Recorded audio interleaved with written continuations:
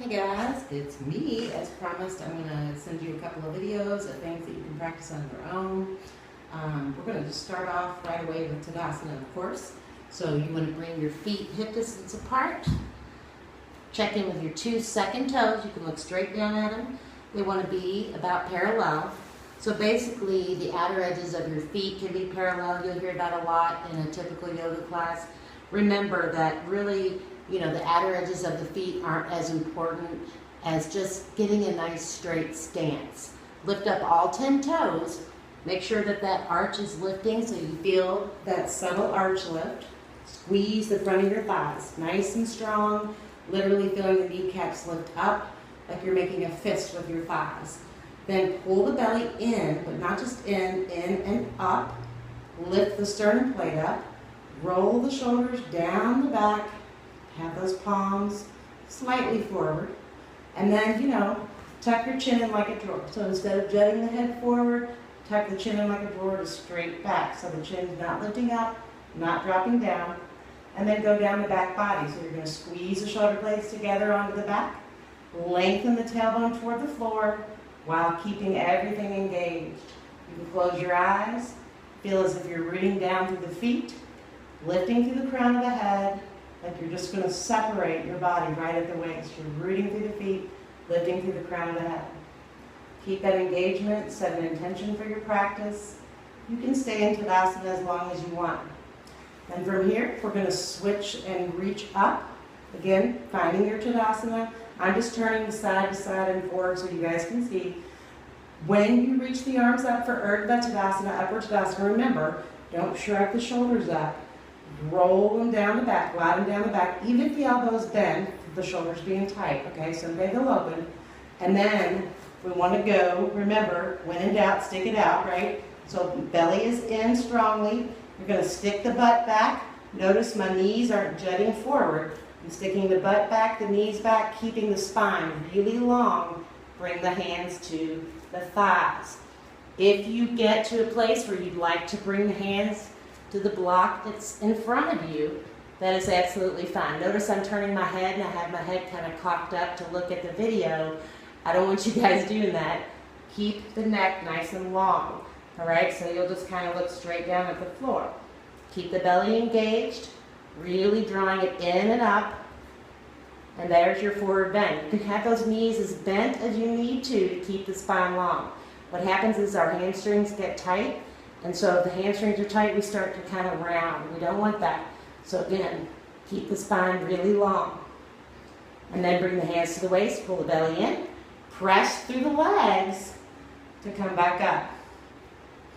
So you can do that a couple of times, 3 to 5 times if it feels okay to you. So sweep the arms up, Urdhva Tadasana.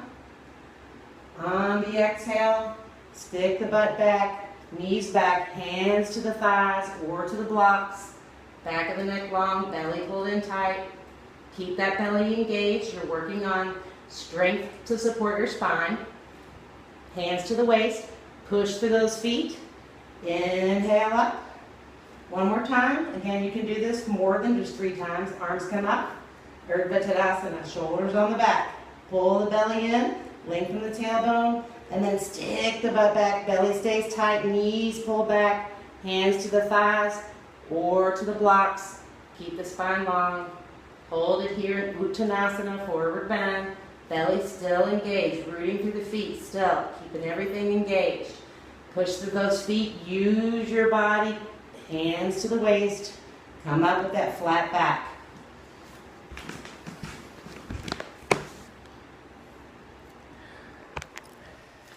So this next one, we're going to work into doing a little bit of cat-cow with a little downward dog. Again, modified as much as you need to. So you can come down to your hands and your knees. You want your hands shoulder distance apart, your knees hip distance apart, feet hip distance apart, neutral spine at first. And then I want you to keep the arms straight, push through your hands, pull the belly in, tuck the tailbone really strongly, arching the back like an angry Halloween cat, tucking the chin into the chest, and then dropping the belly down, Rolling the shoulders on the back, lifting up the chin to your own degree, untucking the tailbone. So you're literally dropping the belly, hopefully you can feel a stretch in the belly. And then again, exhale, curl, angry cat, Halloween cat, right? Curl, push the earth away strongly. Continue to push the earth away. As you inhale and draw the shoulders onto the back, don't let those arms bend. Again, you won't be looking side to side like me. You'll be looking straight forward, keeping the arms engaged, keeping those hands engaged. Remember, spread the fingers out. One more time, curl, and you can do this more than just 3 times. I'm just giving you guys examples. Kind of tuck the chin in, tuck the tailbone, pull the belly in tight. And then again, keep the arms straight, grip that floor with the last little knuckle, shoulders on the back, chin up to your own degree. No pain, no pain. From here, walk your hands slightly forward from the shoulders. Tuck the toes under. So you've got your toes flexed on the floor. Pull the belly in strongly so you're going in and up. And then press your hips up and come into downward dog. So modify. You want to keep those knees bent as much as you need to. We don't want rounding in the back like this. We want to go nice and long. So bend the knees, coming onto the toes as much as you need to, and press your belly back toward your thighs. Keep those hands really strong. Remember your modifications. You can come down to the forearms, right? No big deal. Keep those forearms, elbows right underneath the shoulders. Hands are still gripping. And if that doesn't work for you, if you want to stay up on the hands, but your hands are sliding on your mat, just grab the outsides of your mat so you can get a little bit of traction there. You can hold that for 1 to 2 breaths, up to 10, depending on how you feel. Don't overdo it. Remember, let go of the ego, right? Leave it outside of whatever room you're practicing in. And then to come out, just drop to your knees. You can take your knees as wide as your mat, bring your big toes together, press the hips back. Now look, if you can go back, that's great, but if you can't, you can keep the hips above the knees and just kind of drop your chest down. You can even go to the forearms here, get the back of the neck nice and long, so for a modified child's pose. So even though you don't have props, you can just kind of hang out here, no big deal, to rest. From here, your next move here, we can press back up. So coming onto our hands and knees, walk the knees a little closer in. You can cross your feet and you can bring your butt behind you. Now some of you won't be able to do that because of your back or your knees, so that's okay. You can just come to sitting however is comfortable for you. You can come like this, but for those of you that can, if you'd like, you can cross your feet, bring your butt behind the feet, and stretch the legs out long. So we're going to talk about a seated position. Again, I've got 2 blankets here. So remember, they come, technically folded like this, right? And then you fold it over again. I'm going to use 2 blankets to show you all the lower back and the pelvic tilt that I want you guys to obtain. And you can use any blankets as long as you can get a firm, they don't just smush down on you. You want to be able to have that firm seated spot. So you come onto your blankets. Now you may notice that if your lower back, I'm trying to get my lower back to round, you get the lower back to round and you're sitting like this, so you can kind of see that, that's not really what we're going for. We want this pelvis to tilt. So we kind of drop. So we're going to work into a couple of things here. First being the seated position, Sukhasana. So we're going to rotate the pelvis forward, right? We're going to create that nice natural arch in the back. Your palms can be up, shoulders releasing down the back, chin tucked in like a drawer, finding your Tadasana, shoulders on, or head on top of shoulders, shoulders on top of hips, knees below the hips. Palms can face up. Just find comfort in Sukhasana for you. Remember, you can always use blocks or books underneath your knees to support the knees if you're feeling pressure. You can also extend one leg out and support it with books, pillow, a block. I know there are some of you with some issues there, so that is absolutely fine, okay? So you can hold Sukhasana as long as you like. Then I want you to just go ahead and get the blankets out of the way. We're going to lie on our backs. You come into it as whatever way is comfortable for you. Take all the time you need. Once you get to lying on your back, you can use your belt or your tie, and you're going to place that around the arch of the foot. I want you to, you can wrap your hands around it. Remember, we don't want to, bend the wrists all crazy. We want to keep those wrists nice and straight. You're going to squeeze the front of the leg really strongly. You're going to use your arms to pull on the belt to your own degree. Look, your leg may be down here, and that is okay. Keep your belly drawing in and up. Keep the lower back planted on the floor. And you just, as you pull on the belt, you're going to press the leg away from you. All right? So you're going to get a nice stretch in the belly of the hamstring muscle, okay? And it's not about how far you go. So again, you can have it way down here. If you're having sciatica in the affected leg, you can turn that leg out, turn your foot out just a little bit. We'll say, if it's a clock with the left foot, we'll say to about 10 o'clock. And that should release a little bit of the tension there, all right? And then, of course, you'll just switch sides, do the other side, all right? So once you've done both of those, we can work on that pelvic reset. So to work on the pelvic reset, I think I'm going to wait for another video. So hang tight.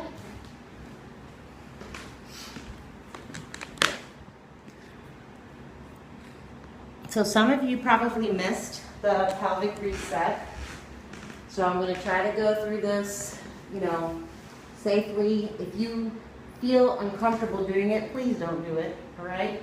So basically what you're going to do, you're going to keep, you can keep both knees bent.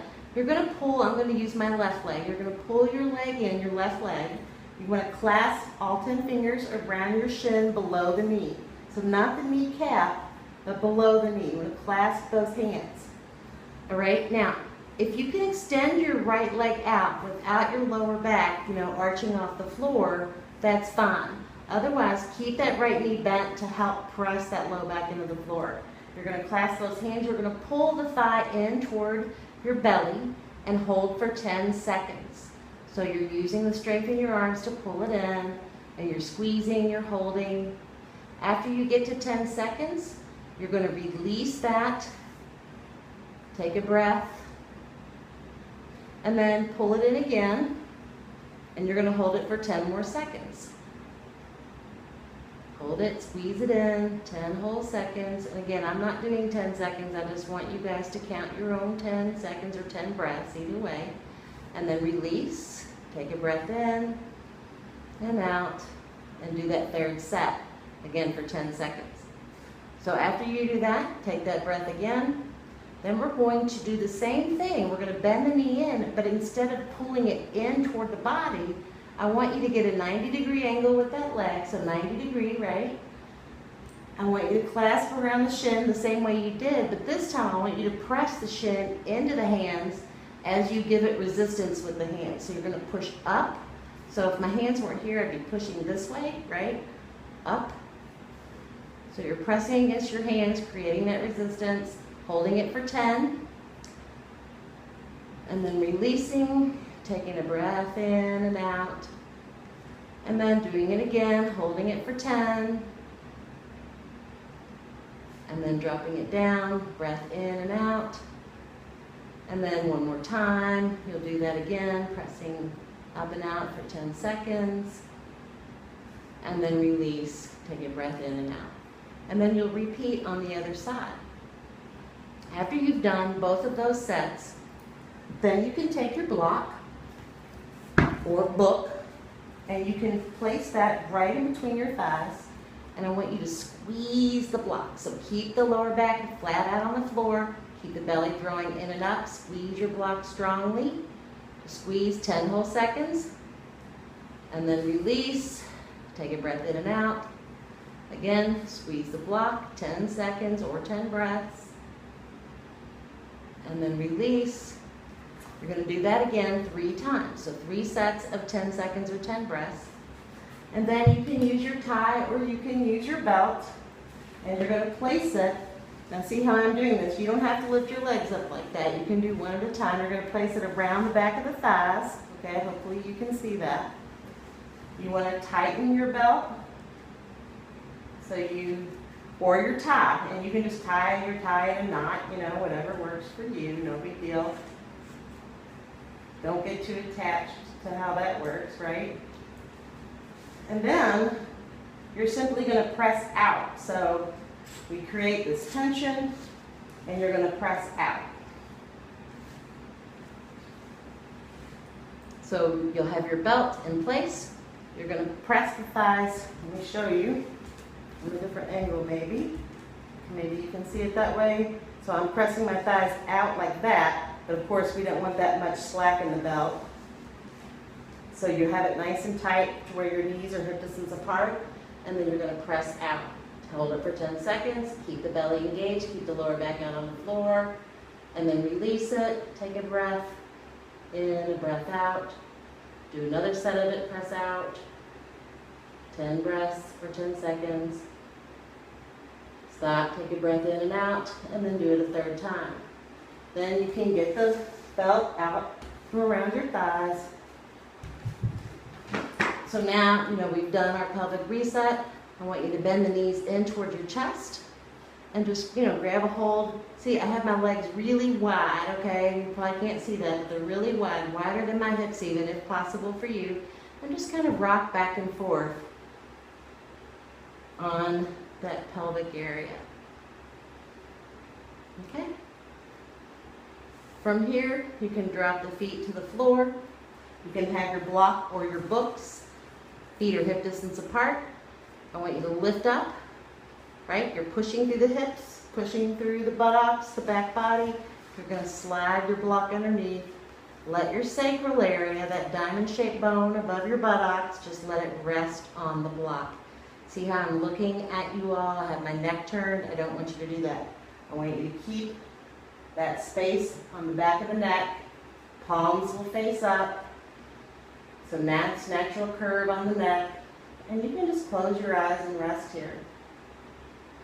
After you've done your bridge pose, you can push through the feet, lift up, slide the block out. No, you can keep that. Remember, you can hold that bridge pose for, you know, as long as it's comfortable for you. Once you get there, I want you to roll to your right. Push yourself up onto your hands and your knees. Once again. So from here, I want you to go ahead and do, you know, just a little bit of stretching. Remember, guys, you do it to your own degree. It can be just simple, barely moving. Just don't move the arms. And then I want you to prepare for your Shavasana. So when you come to Shavasana, you can do multiple things. You can place blankets underneath your knees. So you can take your blankets and you can stack them as high as you want. Place them underneath your knees, like so you get this nice release. The lower back is planted on the floor. You can have your palms up. You can also put your legs in a chair. So say I had a chair here, you could just place your calf muscles on the seat of a chair. Let that lower back be planted onto the floor, of course.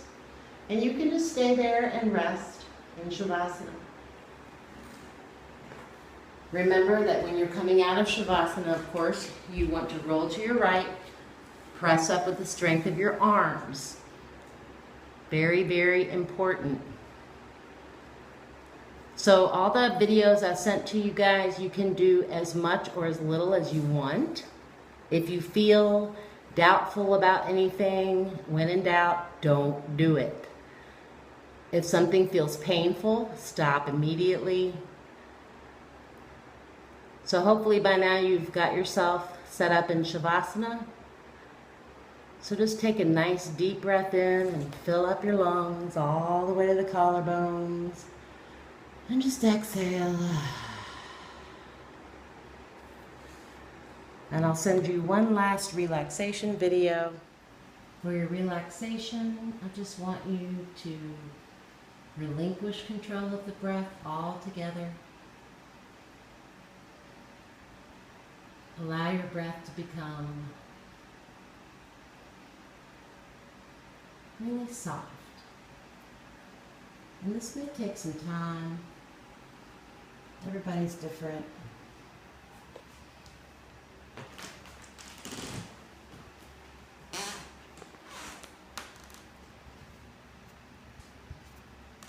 So just allow your breath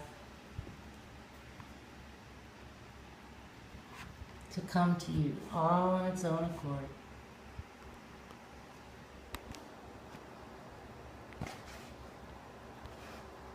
Don't try to control or force it. As a reminder, just allow it to come to you.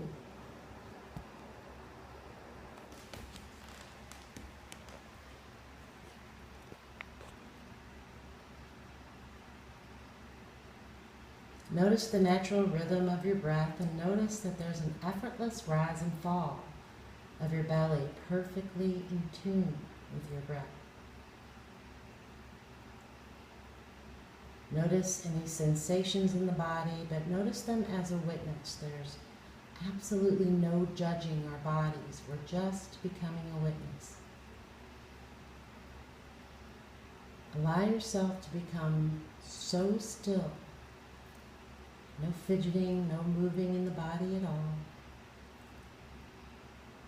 And allow yourself the luxury of surrendering into the earth. Feel as if you're being held by the earth.